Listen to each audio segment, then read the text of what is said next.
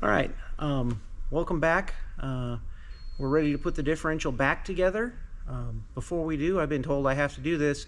Don't forget to smash that like and subscribe button. I don't know if it's over there or up there. I don't know where it is.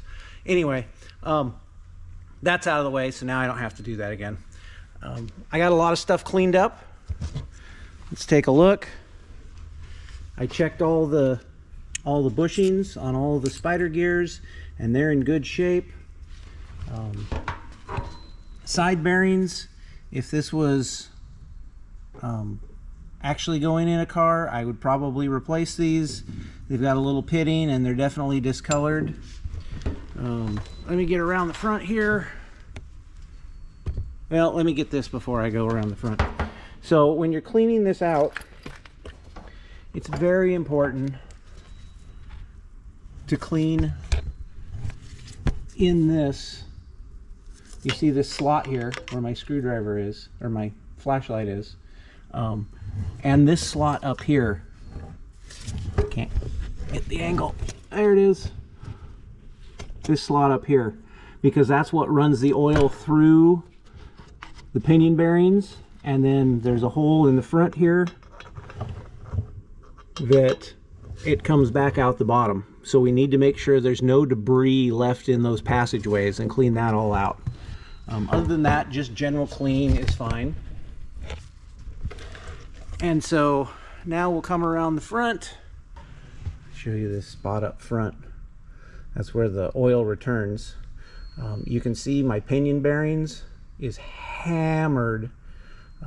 I would never ever put a real unit back together with all these marks in the bearing. But this is just a tear down unit, so we're not spending money on bearings.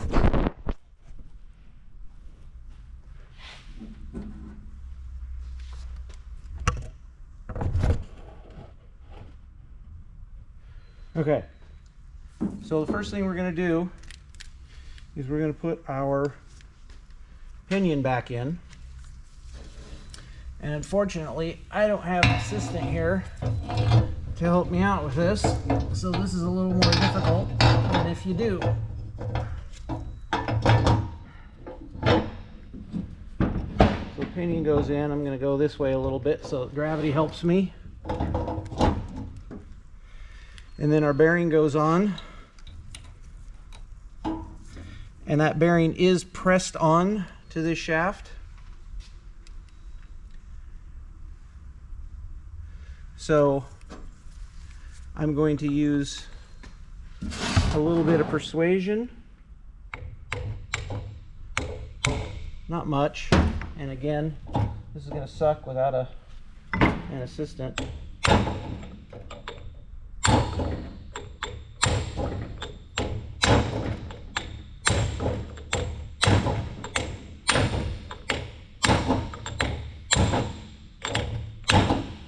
Hopefully the weight of that is enough. And then we'll put the oil slinger on. Oops. Put the oil slinger on. And I'm going to put the seal in. Normally I wouldn't put the seal in until later, but I don't want to do it twice. But when you're doing a real unit, you're going to do it twice or 3 or 4 times.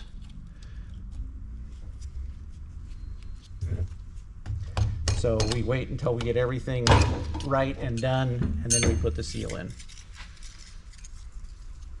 Let's see if that bearing's on far enough to hold me in place here while I put the seal in.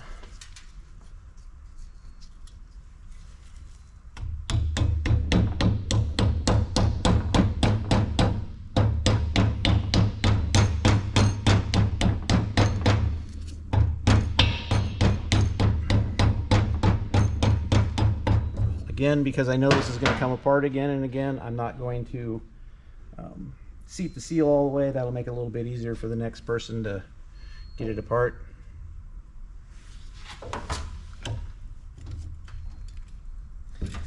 And if we can get this on far enough to catch the threads, Should be at least close.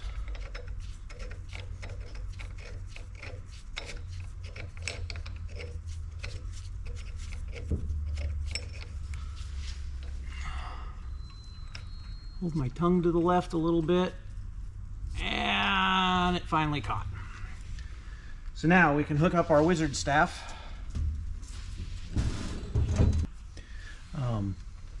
We're going to hook her up here. One of the things I did while cleaning up was I ran a tap through the holes in the pinion flange so that they would screw in nice and easy for me when it came time to do this.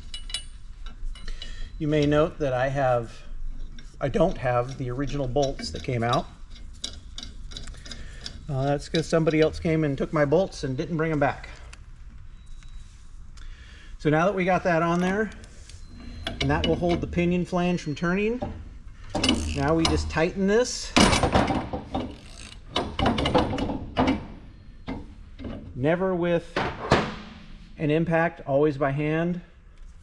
It seems like I didn't quite get it seated onto the splines. Now that I have something there to hold it in place, I'm going to see if I can seat it a little bit better.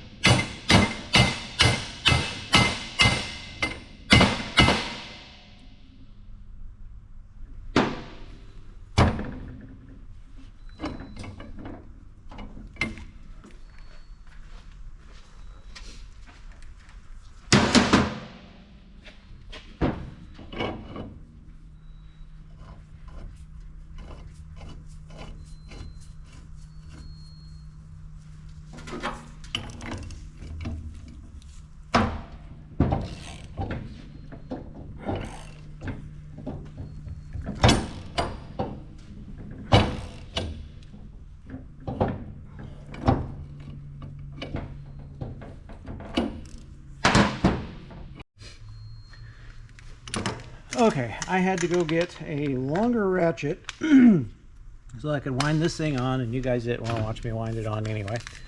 But you can see there's still some end play in here. That means we need to keep tightening. I guess I could set the torque on this so it quits clicking on me.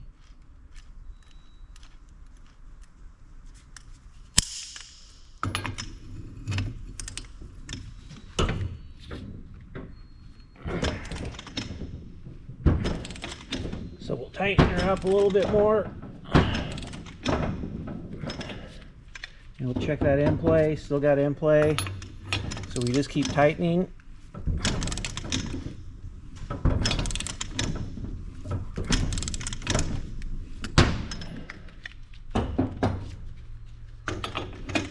And when we get it tight enough, it'll lose the end play, and then we'll have to check our turning torque.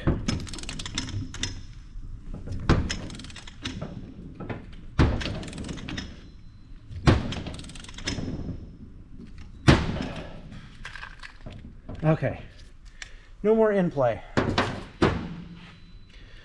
So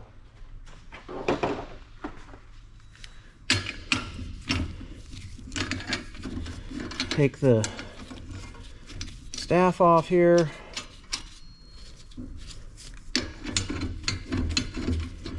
You can't check anything with it in place.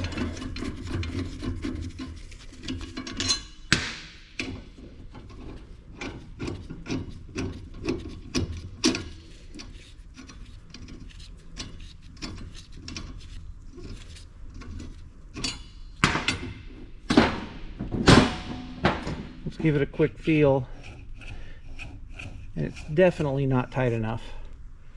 So before I even bother setting up the turning torque, I'm going to go ahead and put it back on here and tighten it up a little bit more. Let me take it off again.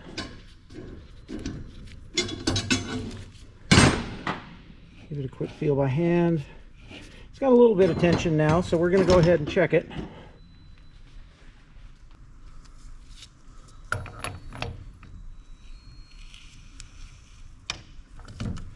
It looks like we got about 15 inch-pounds, and our spec is 22 to 34. So we're going to put this back on again.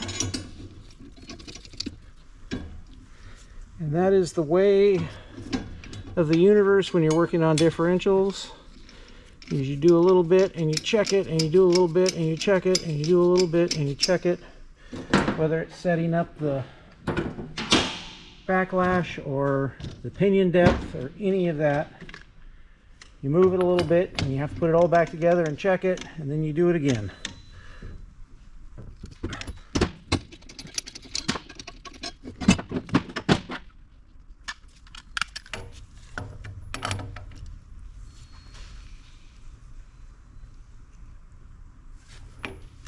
We're getting closer.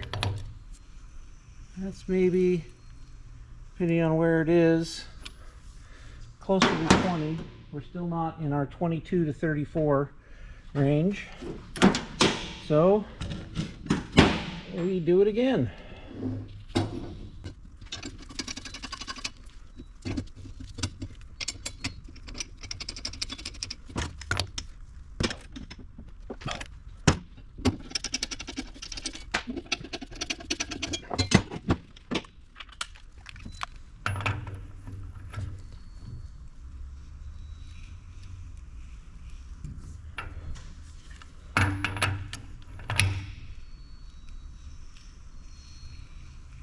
And that's right about 25 inch-pounds. With our spec being 22 to 34, I'm going to call that good enough. If this was going in a car, I'd probably put just a smidge more and get that preload up just a little bit. But the lower end is fine because we've got used bearings in it. And of course the reading is jumping back and forth because you saw how bad that bearing was inside there. So okay, we've got our preload set up. So the next thing is the spider gears. So we're going to put our spider gears back in. We've got side gears, and there's a little bit of lube on there so that everything slides nice and easy. It's just a matter of getting it straight. When it's straight, it just kind of falls in. That's a nice snug fit like it's supposed to be.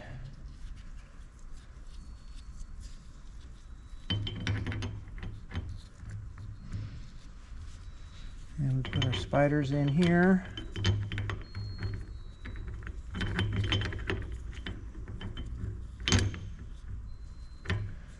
Hopefully we get them lined up just right.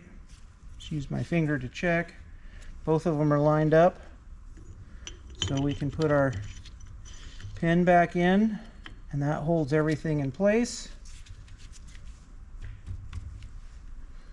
Just a little persuasion. There it goes. And then our bolt. And again, it doesn't have to be tight. We're just keeping the pin from falling out so that when we set up, we're good to go. Alright, I set this up best I could so that you guys would have a good angle and I'd still be able to work on it. But you can see I tipped it down, so I got gravity helping me a little bit. I'm going to put this right back where it came from with the bearing races in place. If I can do it without pushing the finger.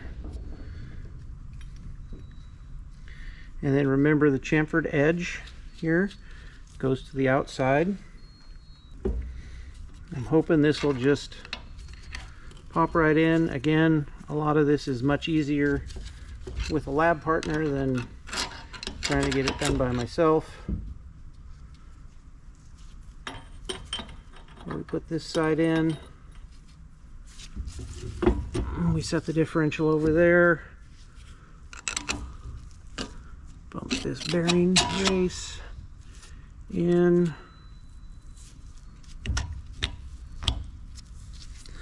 I don't know how tight this is going to be.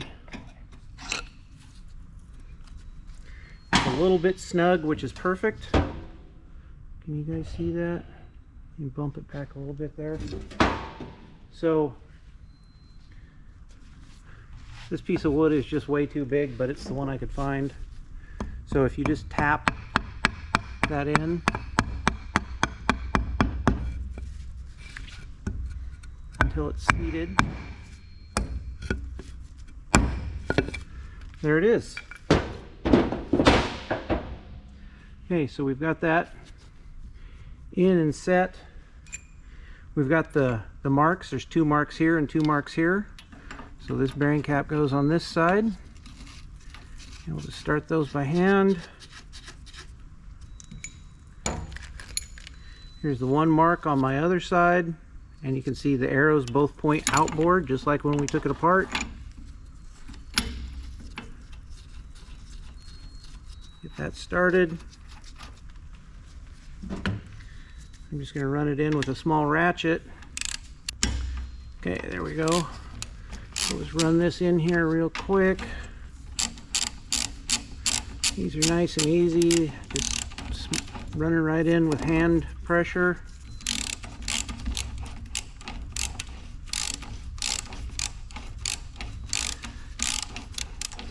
You can use this, use the bearing caps. This one wasn't very tight, and if I was doing it, I would add a shim to make the side bearing preload a little bit better. Part of the reason that it's bad is because the bearings are destroyed. They're pitted real bad, so that gives us a little extra play in there that and so they fit a little easier. But you can use these caps to carefully push the bearing race, and or if it doesn't seat in there, you push the bearing race and that spacer in. If you do that, you have to be very careful. Those spacers are cast iron and they just crack. You just have to wobble back and forth and go from tighten this one a little bit, tighten this one a little bit, tighten this one a little bit, tighten this one a little bit, until they're all down like they are now, where they're just snug. That one's seating a little bit. There we go. It's snug. Maybe just like 10 or 15 foot-pounds. And once that's done, then we can get a torque wrench. Torque spec on these is 77. I'm not going to go all the way all at once. I'm not going to go to the trouble of actually setting them at 40 and then up to 70 and then up to the final, but I'm going to snug them. And then we'll give them the final torque.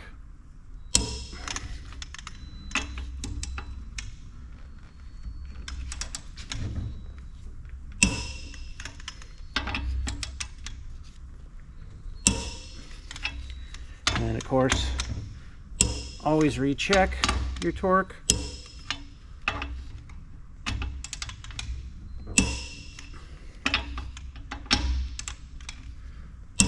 And that's that. Now we'll set up and measure our backlash. Okay, I went ahead and got this all set up, and I hope you can see, I'm kind of zoomed in as close as I can get, that we're about at 0 there, and we go right to 8. So we're at 8 thousandths, and the spec is 8 to 15, so yay, thumbs up. And so now I'm going to paint the teeth, and I will show you what that looks like when I'm done with that. Alright, I'm gonna paint the teeth with this yellow goo that's for checking gear tooth patterns. And we just need 3 or 4 teeth painted. And so that goes in there. And then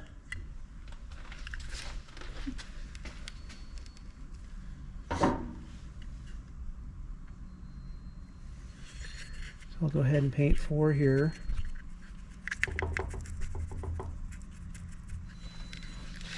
And then we can turn this around and pick another spot about there.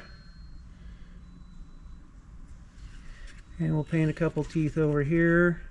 And you can see I'm kind of gooping it in there, and we want it nice and thick, especially up on the edges of the teeth.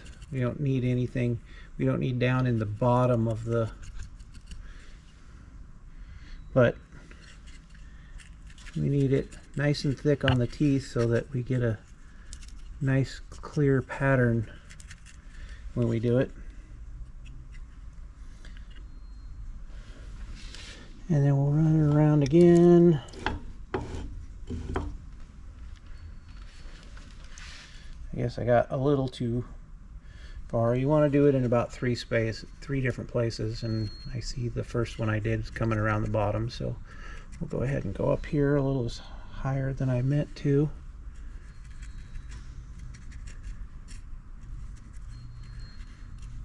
And again, you want to goop it on nice and thick so that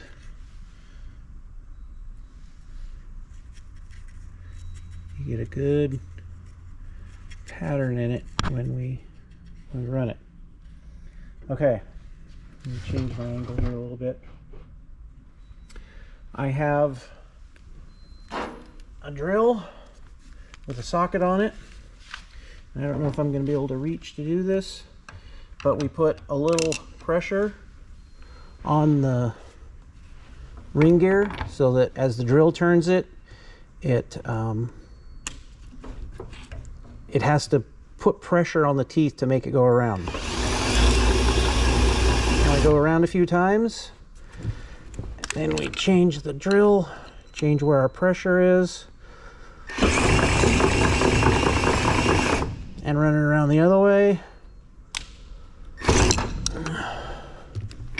And now we can look at our pattern.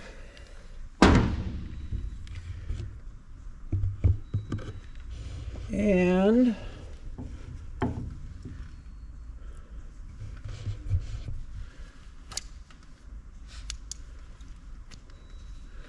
we can see that this pattern is a little bit in toward the toe on the drive side. That's a pretty good reading there. You can see it's a little bit toward the toe.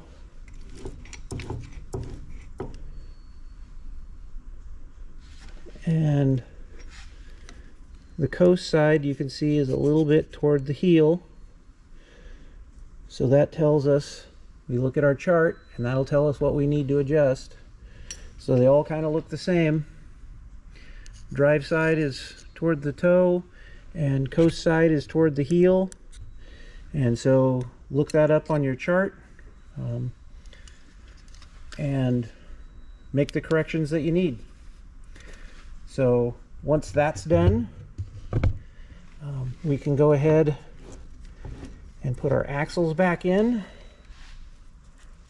just like when we took them out. Take the pin. Doesn't even need to come all the way out.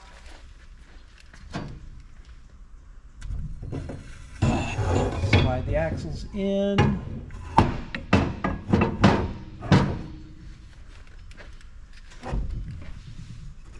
And I'll change my perspective here a little bit for y'all. You can see I slid the axle in with the C-clip on, and I can just push the axle right back into place from there. And then I'll put the other axle in.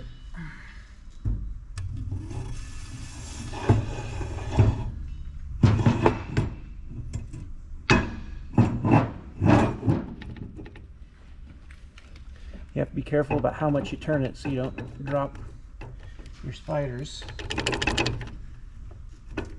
It definitely would have been replaced if I was doing that. If this was an actual going in a car rear end. There we go. So get that in there far enough to get my C-clip in.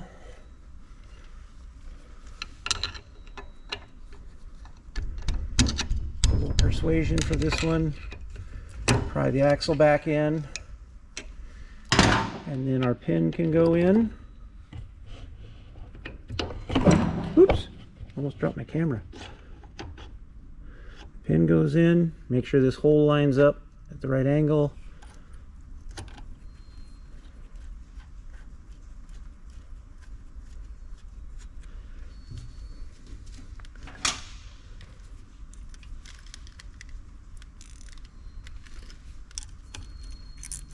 We snug this up.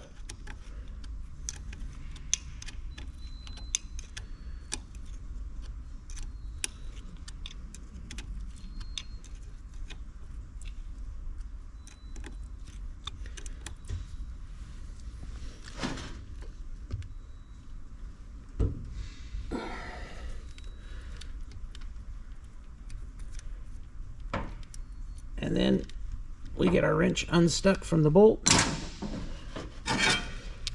And we're all done except for the cover. The cover definitely only goes on one way. Don't be like the guy in the book who put it on wrong. If you do that, you can see it doesn't even come close to fitting on this cover. But we'd clean this up. A nice bead of silicone around it.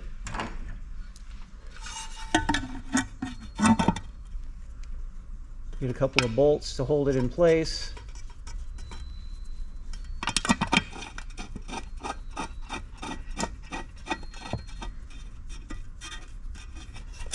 And then we can start the rest of the bolts. Do not forget your tag. We can start the rest of the bolts. Get them all started before you tighten.